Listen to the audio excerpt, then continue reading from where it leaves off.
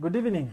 Good evening, and um, it's Emmanuel Legon here again from Mobile Journalism Africa, and we have yet another interesting conversation to hold this evening with yet another Kenyan who is in diaspora. And today we are talking to Silantoi Suzanne, who is in the UK. She's studying at the University of York in England, and we are just going to get a feel of how the situation is in the UK and how they are doing. How they are doing while there. So we'll just cross over to we'll just cross over to her side. Silantoi is online. So let's just try and see if we can establish that connection. If you're joining us for the first time, in this segment, we talk to Kenyans and other Africans who are in diaspora at the moment during this COVID-19 pandemic. So we try to have this conversation with them to get a feel of how they are doing far away from home, with either it's self-quarantine, self-isolation, or is it total lockdown? How are they doing? How are they being treated? How is the situation in their country? So tonight we are privileged to have Silantoi with us. Hi. Hi, how are you? I am fine, thank you. How are you doing? I'm very well, thanks. How is England? I think England is fine. Well, how are you doing personally? Yes, I know how I'm doing. I don't know how England is doing, but Yeah. I'm okay.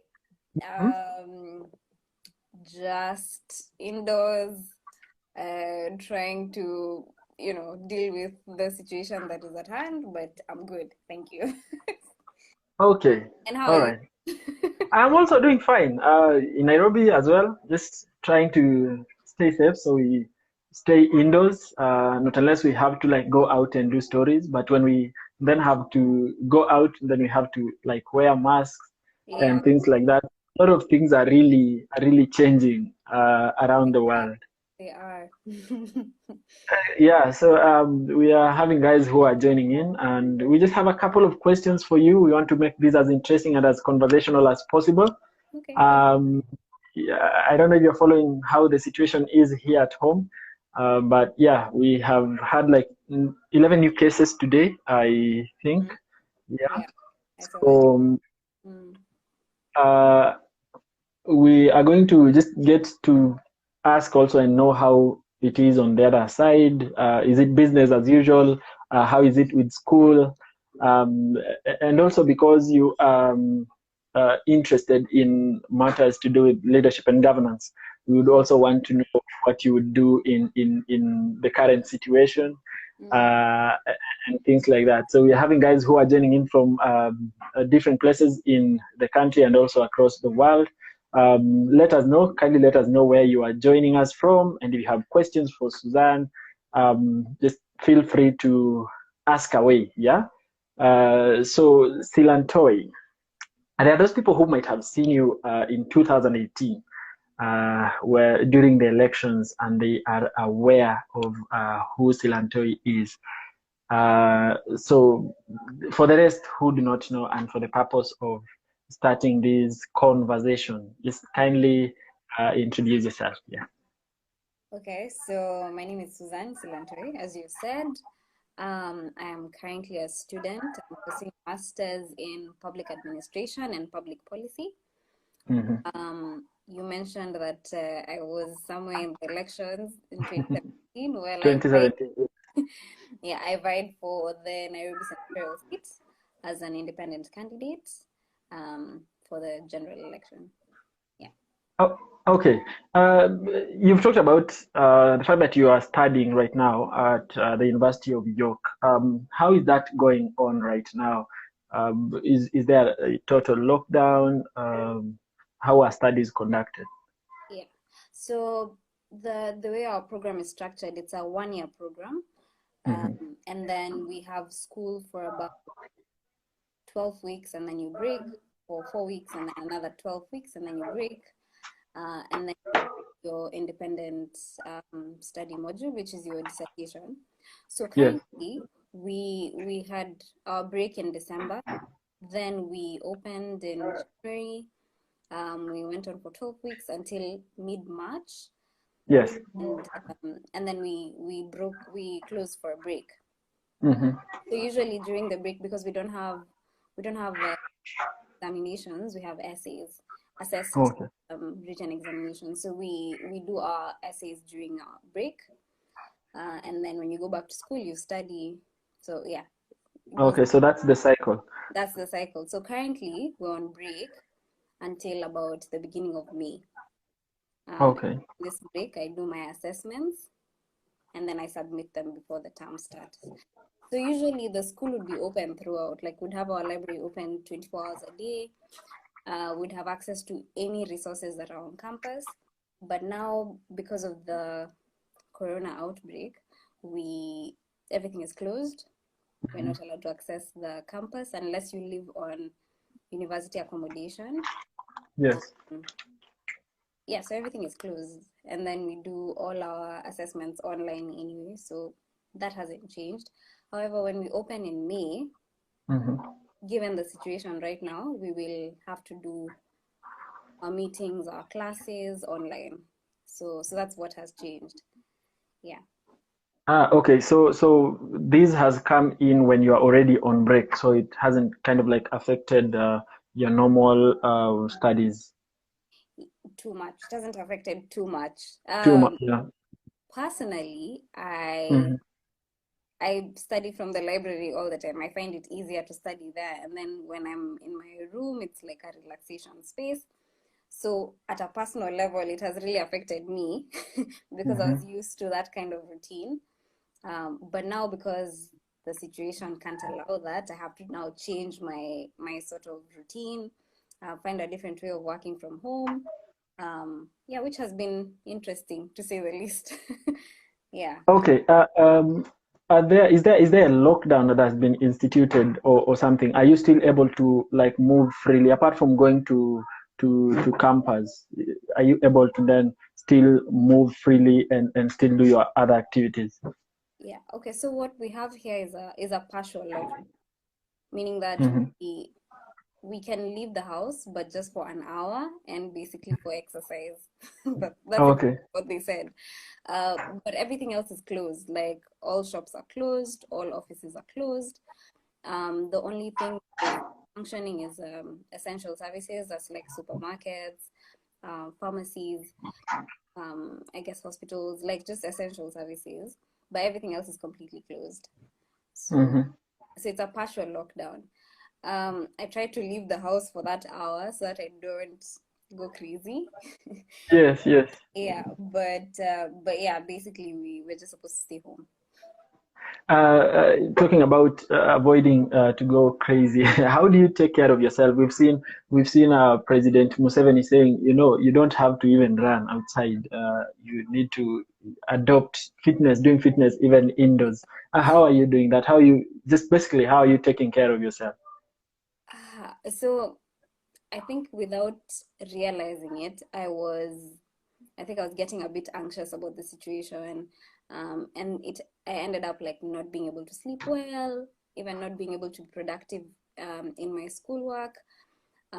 So I started doing the 1 hour thing, just going out for a run and then coming back, Mm-hmm. just to keep me sane. In addition to other steps that I was taking, so that I don't become too anxious about the situation, so that I don't procrastinate.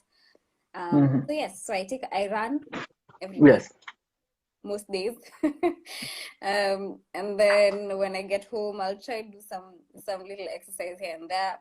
I mean, it helps that I was active through, like I've always been an active member of, a gym or whatever.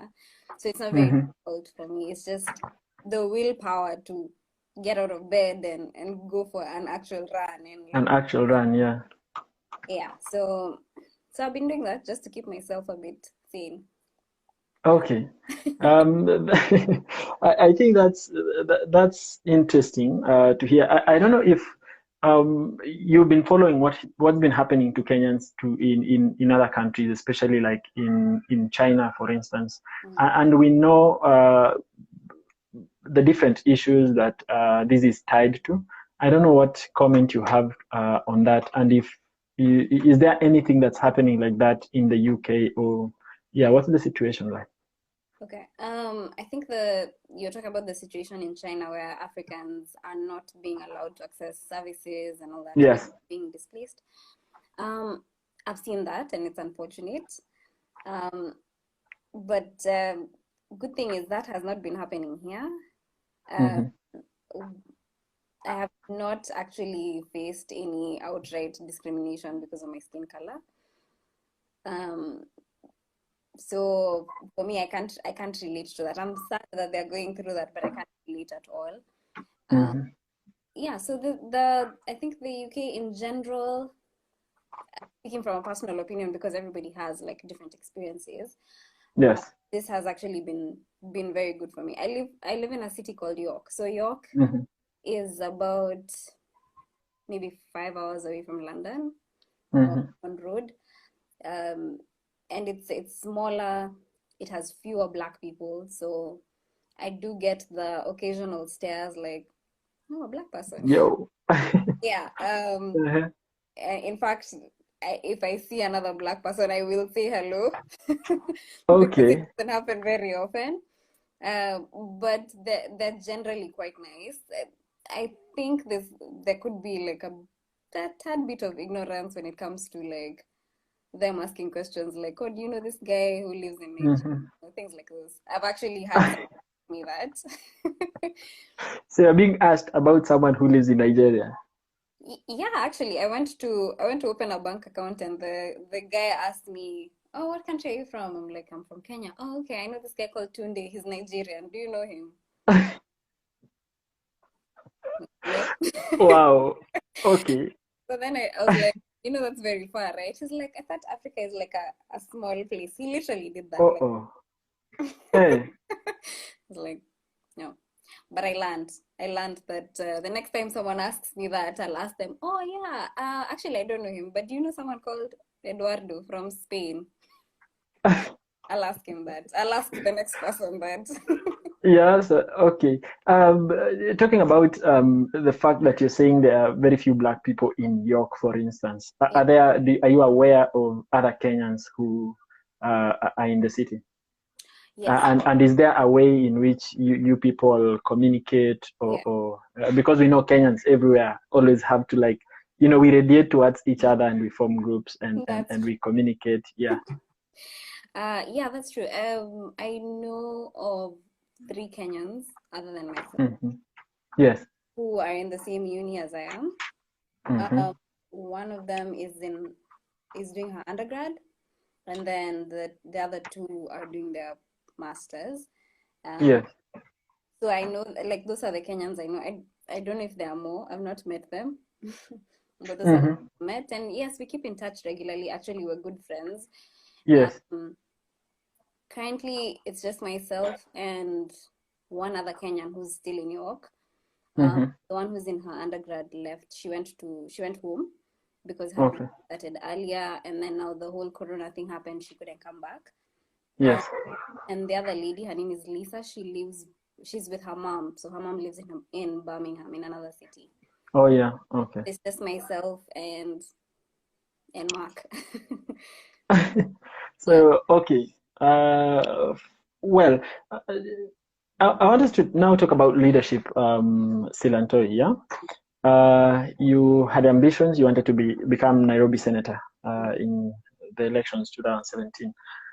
I, I don't know if you've seen what's been like trending even today and yesterday, is that we have MPs, we have leaders who are now missing in action here in the country.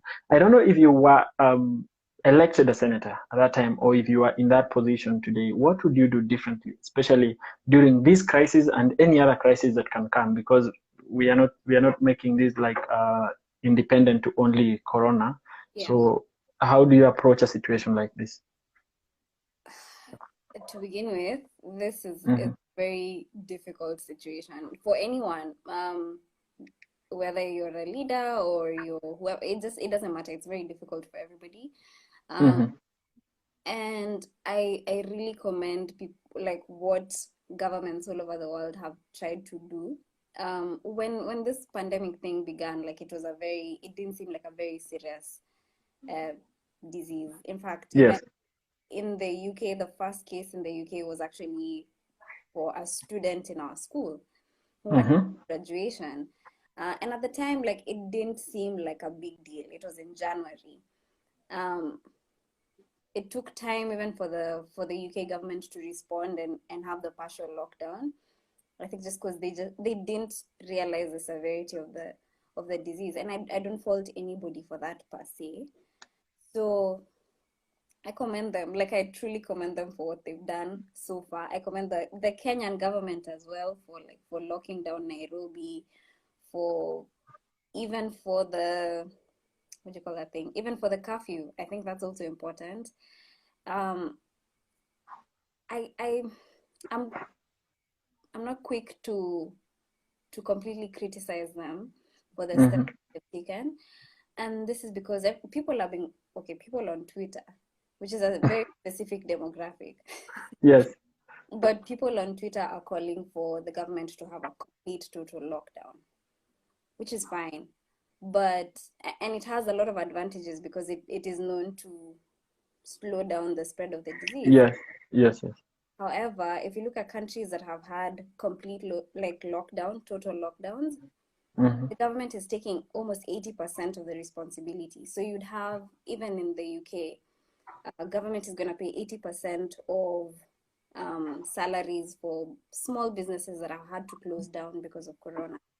Mm-hmm. They're going to foot some of their rent bills. They're going to foot some of the electricity bills.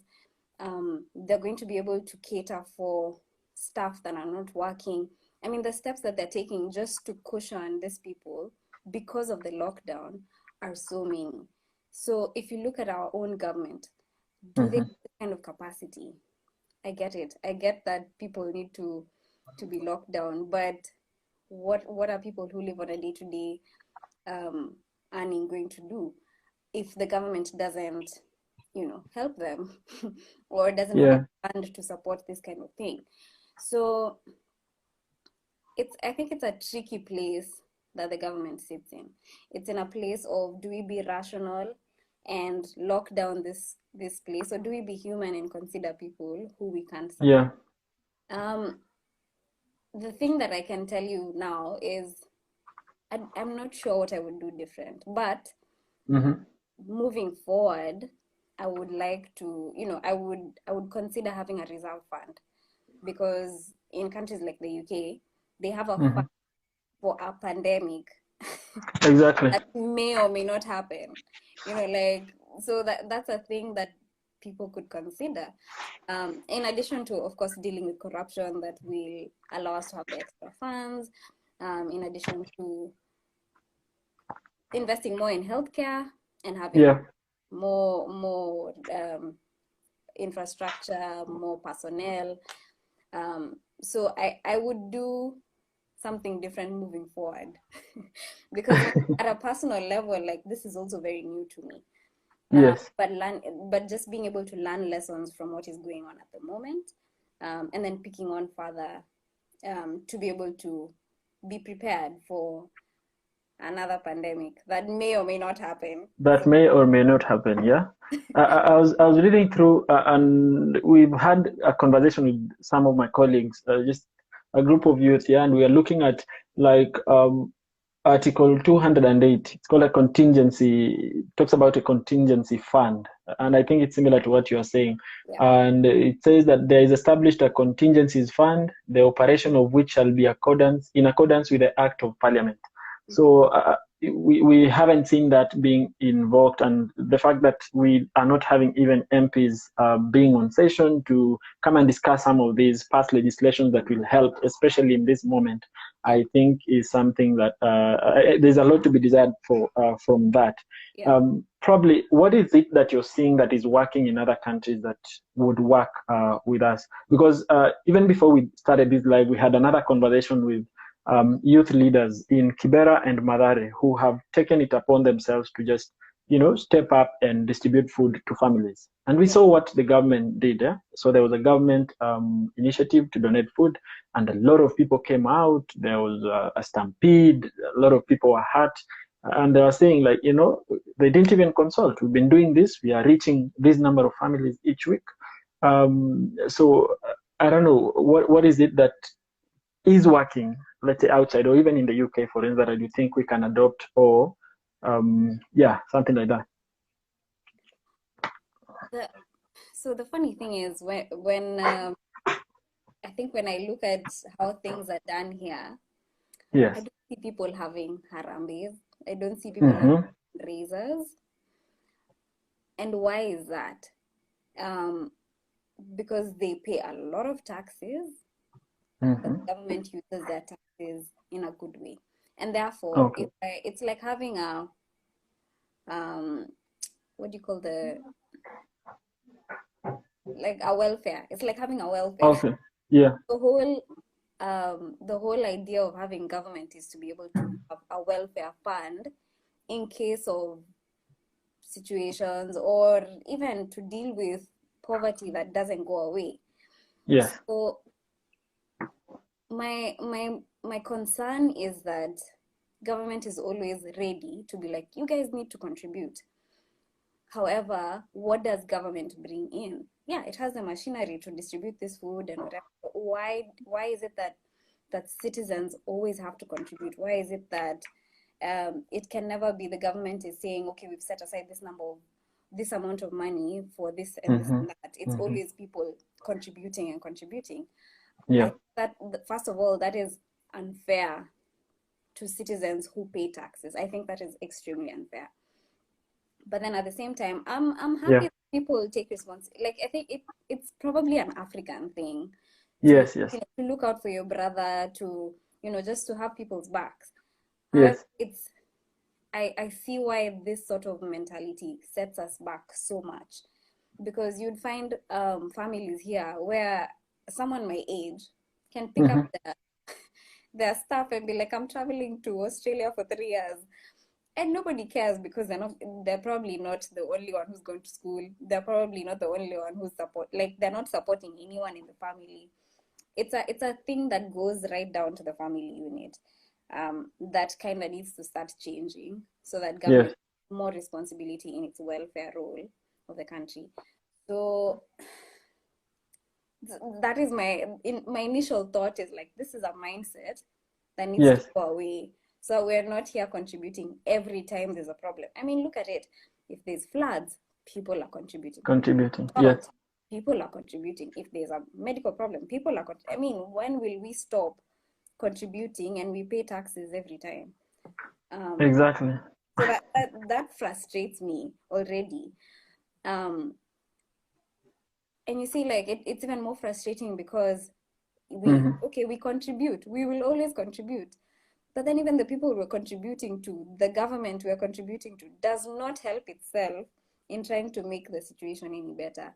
In trying to see, okay, we contributed 10 billion this time. How about we try next time, if we're contributing, to just contribute 5 billion and reduce the burden until the government can take full responsibility for it.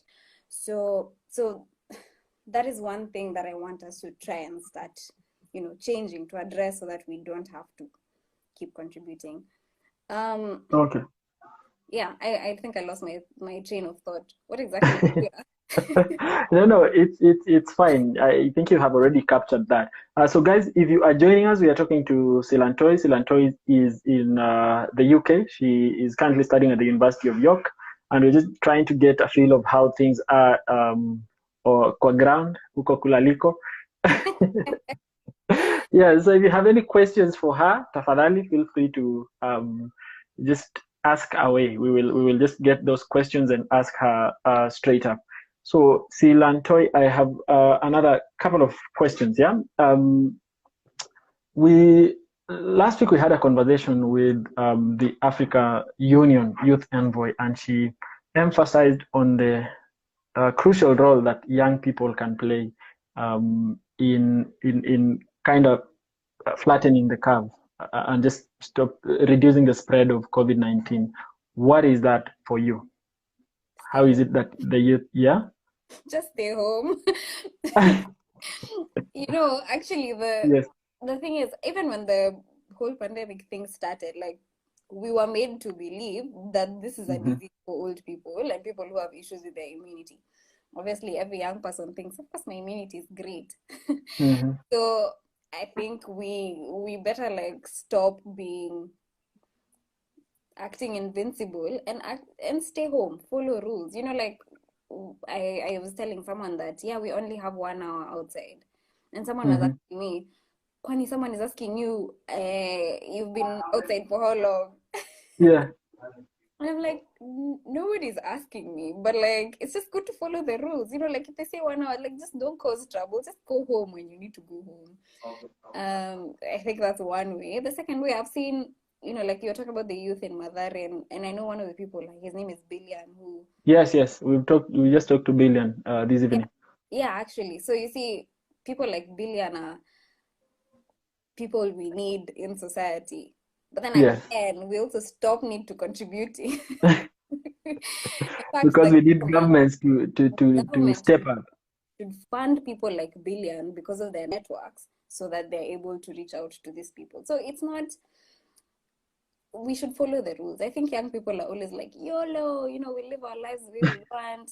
You know, for once, don't YOLO, like just actually listen and Yeah. don't go outside. Yeah, just follow the government's rules. It doesn't hurt to stay home. Yeah. Yeah, I think when this started, people still felt like it is distant. It is we couldn't connect. But then, as soon as we start seeing like cases reported of people who've passed on because of the disease, then now it starts to hit home. But we are still seeing cases of young people still going out partying. I remember there was a case that was reported that some people used an ambulance to go for a party, I saw and that. it's young people. Is it is do you do are there any cases like those there where people are still ignorant, or is it just when they've announced it's a lockdown, it's a lockdown, and there's no two way about it? Of course, you can't miss to find a few people who don't, you know, follow rules. There are some people who are out sunbathing or whatever because the sun was out for a couple of days. Um, Yes. but I think a vast majority of people are people who genuinely just want the pandemic to be over and go back to their normal lives. And so they're trying to do their best to just make sure that is happening. The other thing is, I like the approach that the government here is taking in the sense that their health system is called the National Health NHS. So Yes. the thing that they keep telling people is stay home so that we protect the NHS as well because they're really struggling. I mean, you see people wearing paper bags as protectives, and these are doctors in the UK. You see that Exactly. like crying outside hospitals because of exhaustion of the number of hours they have to work because they can't leave. And so I think people are also very empathetic about the healthcare system crumbling, and they're like, okay, I'm gonna stay home just so that the healthcare system works better. So you see, that's a different approach or a way of just thinking about it. Yeah. Young people have much older parents. Like, don't you think you're putting them at risk when you're out there? Or, you know, you have older neighbors or older just people who you're around. Most of us live with people. Yeah. So it's just good to be mindful. I think that's the whole point, just being mindful. All right. Silantoi, with your networks, people back at home here are probably concerned about your safety. How do you communicate with them regularly? Are people concerned about whether or not you're okay? How is that? Are people concerned? Anyway, I'm kidding. Yeah. um, I speak to most of my family almost every day. Uh, just to reassure them that, you know, people, the first thing they think about is uko na chakula. Ka Yeah. kumefungwa, do you have food? Yeah. So just to reassure them that yes, I have food. I can access every necessity that I need. You know, just keep telling them I'm following the rules, I'm staying home, so I'm not getting sick. Yeah, so I'm okay. Thank you for your concern. Well, yeah. For all those who are watching, Silantoi is doing fine. Yeah. Yes. Yes. There's this other thing. The question I think it's come up in most of the conversation we've had with Kenyans who in diaspora. Yeah, that once you step out of this country. Hi guys, we are back. We are sorry for that. There was a slight technical hitch, but our conversation with Silantoi is going on. So I'm just going to try and reconnect so that we can proceed from. Welcome back, Suzanne. Welcome back. Welcome back. Hi. Okay, sorry about that. Someone tried to call me. No, it's actually. I think it's coincidental because power went out like for like 2 or 3 seconds on my side as well. Oh, So okay. it's So yeah, I was asking you, there's this thing that comes up every time we talk to Kenyans who are in diaspora, that as soon as you step out of the country, expectations rise. Like people expect that because you are in a country that's like you are away from home, you are abroad, that you have money, that you have this sort of lifestyle. People keep reaching out to you and saying, "Hey, just generally expectations go up. How is that experience for you? Um, Expectations. That's actually one of the things that I've been trying to quantify and like deal with in my mind. Uh, Mm-hmm. because it can be a lot of pressure. It can be a lot of pressure to perform well in school. It can be a lot of pressure to look like you have money or whatever. But like that, honestly, that isn't the case. Because when Yeah. I was working a waitress job so that I can earn some money. I the expectation that I think the pressure that I put on myself mainly is, I can't have, studied and like not come out as the best, or, needing to be, I don't know, some unrealistic goal that probably I shouldn't be having. Um, Mm-hmm. and I try to compartmentalize the expectations for myself so that I know how to deal with it. So I look at what expectations people have of me and what Mm-hmm. expectations I have of myself. And I try to focus on things that I am able to do, things that I am able to achieve, Yes. so that whatever I do isn't based on what other people or, people's opinions. It's based on, what is right, and what is noble, and what makes me happy, and what fulfills me. So putting my thoughts in that sense has helped Yes. me look at certain things as pressure. So if people expect me to be a certain way because I live abroad or whatever, I Mm-hmm. don't think that's of concern to me per se. I'm more concerned Mm-hmm. about, people in my immediate circle. What does my family think of me? What do my friends think of me?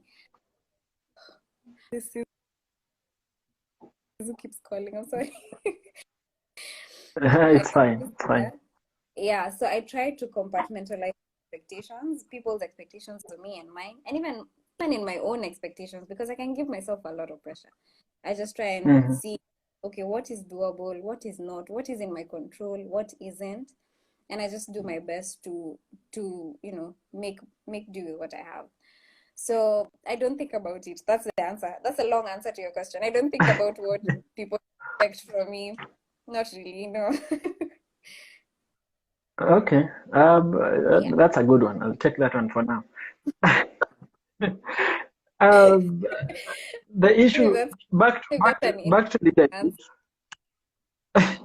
Back to leadership, Silantoi, yeah?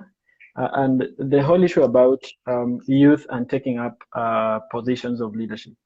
And I would ask you if also you once you're done with your studies and you're back home, um, that is if you have plans of coming back home to vie. Are you going to vie again for the Senate position? Uh, what's in your plan? If you can, if you're able to share that. Hey, what's my plan? Okay, this is my pressures. Kidding. Hello, are you there? I think I'm losing you somehow.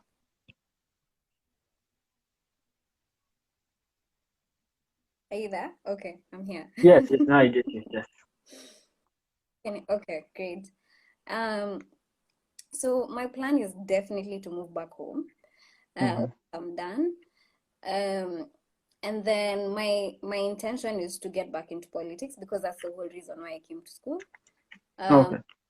If it depends on whatever form that will take, because there's different ways to get into government. Yes.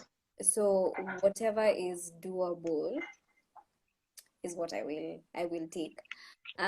Just because I feel like if we really want to change things at home, like we kind of have to fix the government, and that's why I'm very keen on government.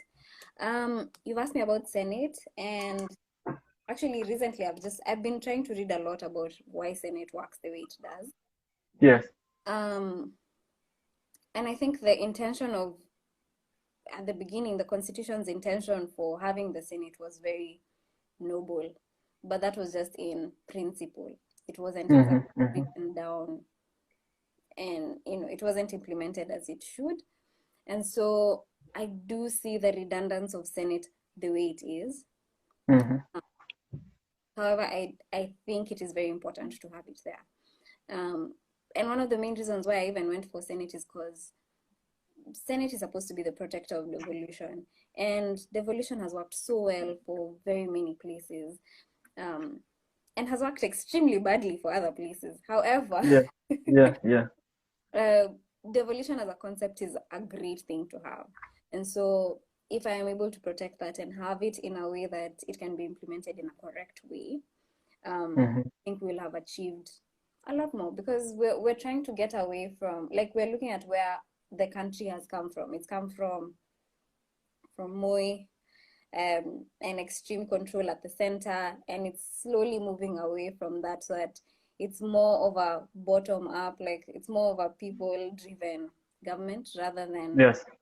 a center, rather than a center driven government, which is good. And I mean, there's lots of schools of thought about whether this is a good thing or a bad thing, but I think in principle it's great, and it Yeah. needs to be protected. So if I am to vie, again, I'll definitely do Senate, knowing in mind the shortcomings that Senate comes with, Mm-hmm. but working towards fixing it to be the body that the Constitution envisioned it to be. Probably just to ask further about that question about the Senate. Yeah. What I don't know how many to give you, but the kind of sort of practical things that you would want to see change, um, and just what is it that you would do differently? I'm very, this is usually a fault that I have, is that I'm very futuristic. No, it's So okay. It's okay to think that way. so when I look at Senate the way it is now, Mm-hmm. it's set in a sorry to say, but in a government that doesn't want to see it prosper. It's set in the sense that the government that is in place, Mm-hmm. in a manner that suggests that it doesn't support devolution, and therefore it's doomed to fail from the beginning. So Okay. in future, probably having, I know this is a long time coming, and I mean it probably happened like much later, but just Yes. being able to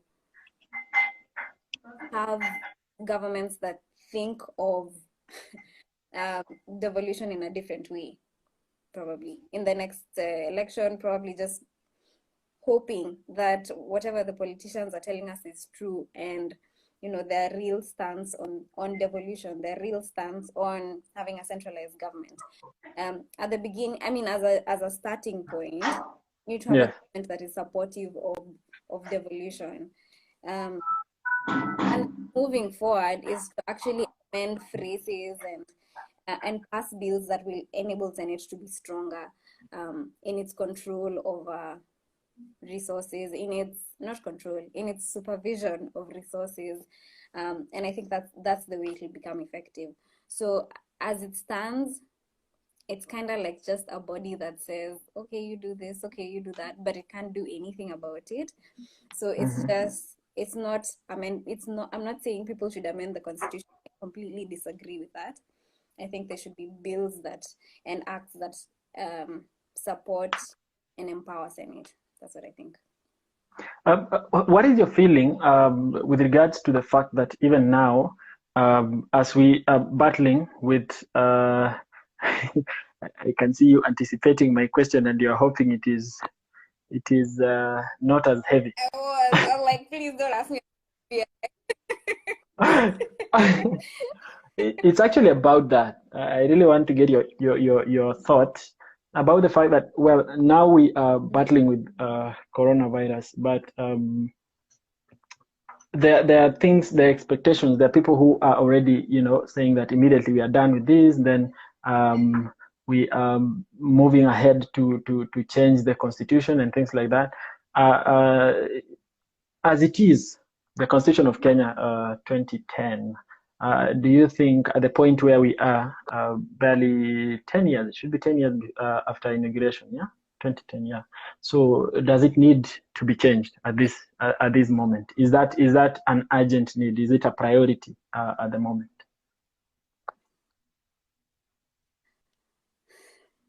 No, it is not. I seriously think this BBI thing is completely useless. And I read the whole thing. I think it's about 100 and something pages. And I was looking for what exactly is different. There's only one thing. It's just that there needs to be a prime minister who's voted in by the parliament. That's it. Yeah. And if you ask me, like, what does it have to do with anything? I know that they've talked about, like, okay, reducing representation, cutting down the number of MCAs or whatever. Like, they've talked about something like that. Yeah. I don't know if I honestly think they've not tried to give this a shot. Genuinely, because you see, even when the new constitution was being in place, okay, so Yes. the constitution, the CIC, the one that was run by Nyachai, that was supposed to Yes. guide the process of implementation. And actually, I was writing a paper about this just to see how exactly did devolution and most of the things in the constitution become implemented. And the CIC recommended that there needs to be a transition period. There needs to be a period where people need to shift things slowly. But because of political wrangles, they ended up implementing everything at a go. Already, that is setting it up for failure. Just Yeah. to begin with, because you've not checked you're not trying to have it in a seamless transition. So to begin with, the constitution was already set up for failure. In addition to that, you have a government that doesn't support devolution, that doesn't support the new constitution. So you have no will at all, no political will from the top to have this succeed. How is that thing supposed to succeed? It's never going to succeed if you start failing it from the beginning. So you see, the constitution was set up for failure, not because there's anything wrong with it. There's nothing wrong with that document. There's nothing wrong with the policies that have come up after that. There's everything wrong with the implementation of it because there's no will for it to happen. There's no empowerment. It's not complete. It's not funded properly. There's no monitoring. Nobody's evaluating whether or not the thing is working. Everybody's just assuming. It's not a rational perspective. It's just a constructed one, that this thing is not working and therefore we need to change it. So I don't see why the constitution needs to be changed. I completely disagree with the BBI story. I think it's crap, honestly. So no, but however, like, I know I've said, okay, this thing is not working. However, like, yes, the BBI does bring up issues that Kenya has. Okay, yeah, so Kenya is a divided society. Everybody knows that. It's brought up issues of youth unemployment. Everybody knows that. But how will having a prime minister or having less MCAs, or how will that help that situation? In fact, I looked at what they were talking about when it comes to youth unemployment issues. And really, they said something like, it was very vague. Like the government will invest more in blah blah blah. Like the recommendations are like, okay, so what does this even mean? How much? Yeah. A year? Which county? Every county? Is it run by the national government or not? Does this mean, what does this mean for the youth ministry? Like, it doesn't say anything about any of these things. So I'm very hesitant about it. Yes, it might have I don't know what spirit it comes with. I don't know what the intention is. According to the paper that is written, it might have good intentions according to the paper, but it doesn't state exactly what can be done. So I disagree. All right. Okay. Thank you. Thank you for being the paper. Yes. I'm reading the You're paper, saying? not looking at who supports it or who doesn't. Yeah. Yeah. Hello? You're Did just you hear me? speaking from the paper itself. From what is written, yeah, because everybody has different views. It's been supported by different leaders, and everybody has reasons for that. So my point of view is just from what is written on the actual report. Okay. Yeah. We have a question from Wanjiru. Njiru. She's asking, what advice do you have for young people who want to join government? Here is my friend, so shout out Shiro. She has a kick-ass YouTube channel. Interesting. Yeah. Anyway, what advice would I have for someone who's seeking to join government? I think, so I'm not yet there, obviously. So I can't be like, this is how you get to government. But the thing that I would say is, I think it's important to understand why you want to get into government. It's necessary to know that, so that it guides your path. Yeah. A lot of people join, I know a lot of people who say that they're joining government to get money, or I don't know, whatever reason. This political thing is not easy. It comes with a lot of scrutiny. It comes with just a lot of responsibility, that if you're doing it for the wrong reason, then it might weigh too much on you, it might weigh you down. And it's good to understand why you want to get into government. Yeah. Another thing that I'm learning now that I'm in school is government is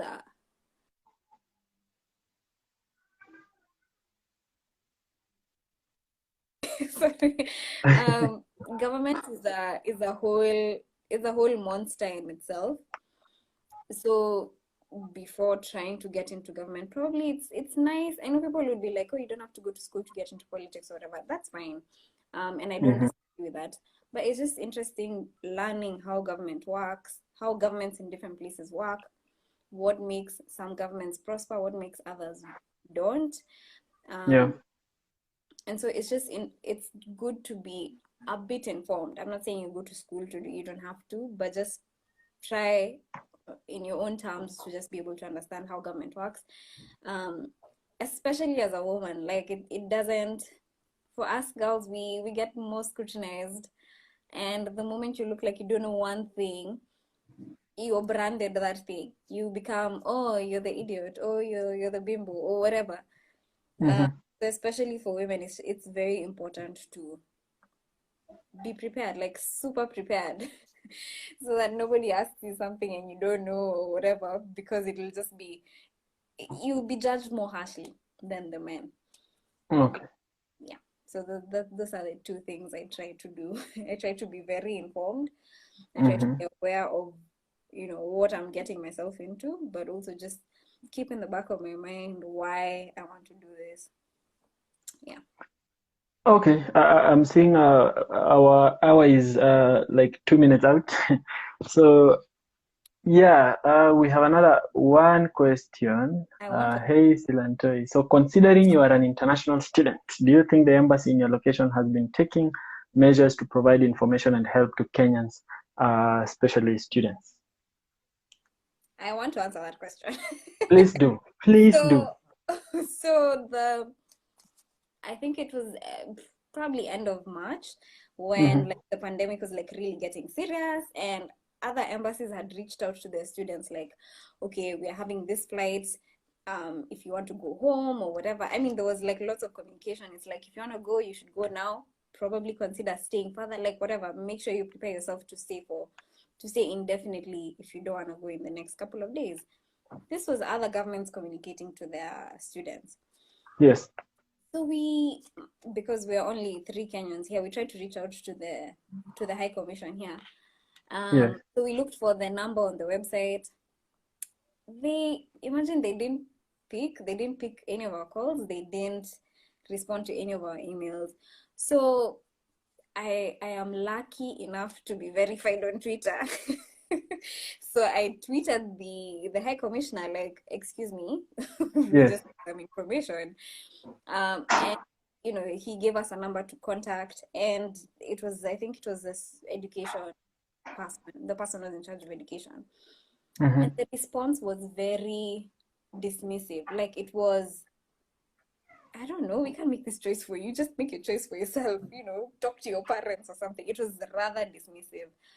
Um, I had to like apologize. It's like you're begging for, I don't know, I had to Yeah. apologize. Yeah. Like, like I'm not trying to bother you. I just want to, whatever. I just want to know that, like, I just want some advice because you're my government here. Just let me know what to do. Anyway, eventually she calmed down and she was like, okay, well, you just make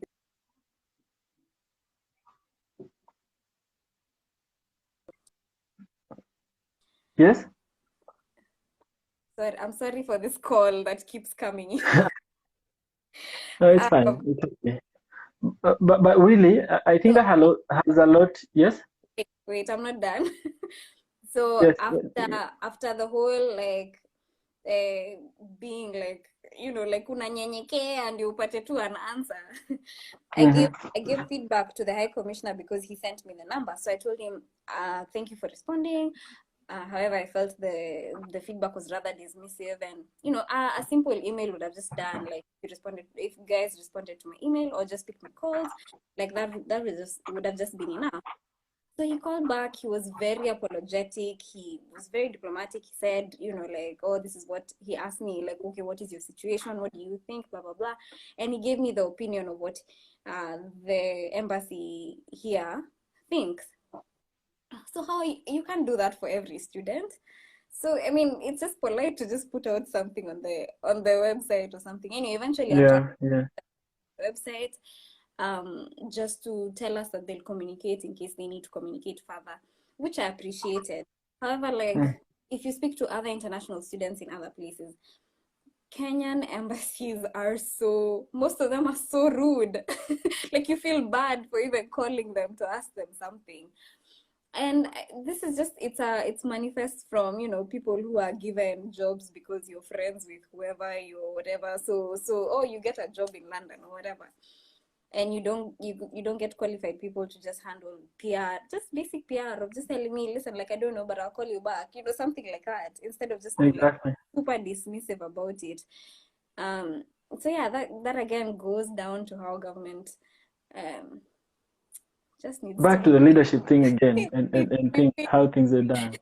Yeah, Yeah, it's because Ruth says where she is, if she didn't call them, then she wouldn't have known. And it's the same situation. I think I read a story again of what was happening in India, for instance. So people are stuck there, and a lockdown has already been effected. So then you go to the embassy, and no one is willing to serve you until I don't know how many calls are made. The same situation is in China.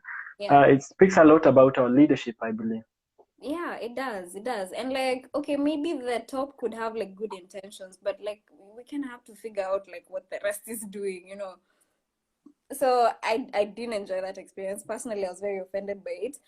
Mm-hmm. But it just it happens to most people anyway. Yeah. It happens in most embassies.